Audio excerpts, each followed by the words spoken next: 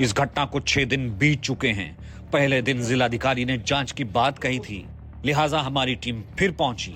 हमारी टीम उनसे 6 दिन बाद फिर ये जानने पहुंची कि इस मामले में अब तक क्या कार्रवाई हुई है। तो उन्होंने क्या जवाब दिया, ये हैरान करने वाला है। आप भी सुनिए। बारिश के दौरान जो नदी नालों में पानी की मात्रा ज्यादा है और खासकर इस पर्टिकुलर केस के लिए जो है वो ब्रिज से रिपोर्ट मांगी गई है कि क्या कारण है कि ब्रिज बना हुआ है लेकिन ब्रिज के दोनों तरफ की अप्रोच जो एक तरफ रीवा जिले में आती है और एक तरफ मैया जिले में आती है, तो उसमें अप्रोच ना बन पाने के कारण शायद कुछ केसेस में न्यायालय से स्टे है, इस कारण से उसकी अप्रोच रोड भी कंप्लीट नहीं थी। ये भी एक कारण प्रथम दृष्टया सामने आया है और प्रयास किया जा रहा है कि इस नाले की अप्रोच रोड जल्दी से जल्दी कैसे बने, इसके संबंध में एक रिपोर्ट भी मांगी गई है। अब एक और रिपोर्ट मांगी गई है, यानी एक गर्भवती महिला की मौत की जिम्मेदारी फिर से किसी और के सिर फेर दी गई। बरहटा गांव की प्रिया रानी कॉल से पहले इसी महीने की तारीख को रीवा के ही बैकुंठपुर थाना क्षेत्र के गुहिया गांव में सड़क नहीं होने की वजह से एक महिला को समय पर इलाज नहीं मिला था, जिससे उसकी मौत हो गई थी। इस मामले में बताया जाता है कि 108 एम्बुलेंस को बुलाया गया था, लेकिन गांव तक पक्की सड़क न होने के कारण एम्बुलेंस पहुंच ही नहीं पाई। महिला को अस्पताल नहीं ले जाया जा सका और उसने बिना इलाज के दम तोड़ दिया। इन सभी समस्याओं का समाधान सरकार के पास है। एमपी सरकार के डिप्टी सीएम और स्वास्थ्य मंत्री के साथ साथ रीवा विधानसभा से विधायक राजेंद्र शुक्ला से न्यूज 24 ने इस पूरे मुद्दे पर बात की। दोनों मामलों को लेकर सवाल पूछा।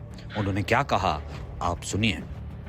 बाढ़ के कारण कभी कभी किसी पुल में पानी आ जाने के कारण एक घटना हुई है जिसमें कि वो लोग पार नहीं हो पाए और बहुत ही दुखद दुर्भाग्यपूर्ण घटना हुई है।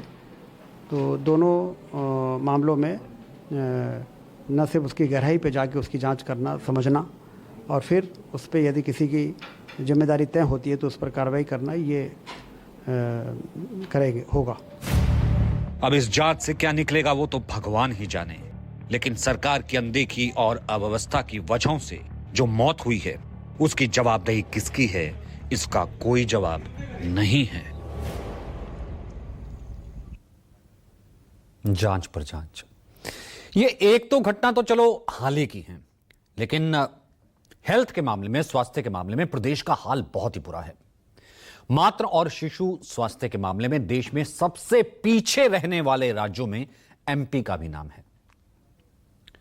भारत सरकार के रजिस्ट्रार जनरल कार्यालय की ओर से जो सैंपल रजिस्ट्रेशन सिस्टम यानी कि एसआरएस की 2022 की रिपोर्ट हमने जब खंगाली तो एमपी में शिशु मृत्यु दर आईएमआर इन्फेंट मॉर्टेलिटी रेट 40 दर्ज हुई है, जबकि देश की आईएमआर है 26।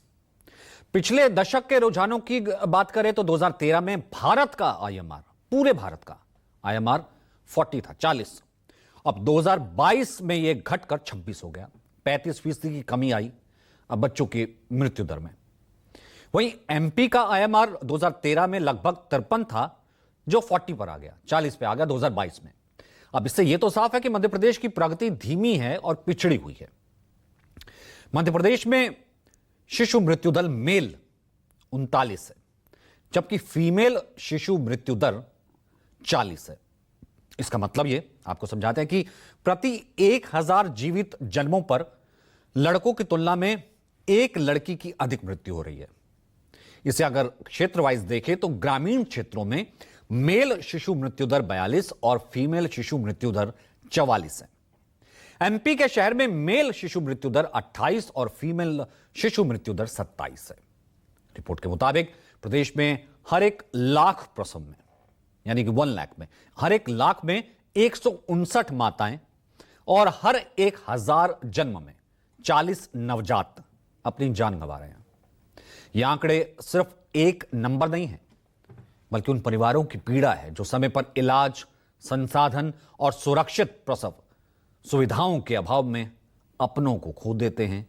वो बच्चा एक नई जिंदगी जिसे आना था उसको भी खो देते हैं।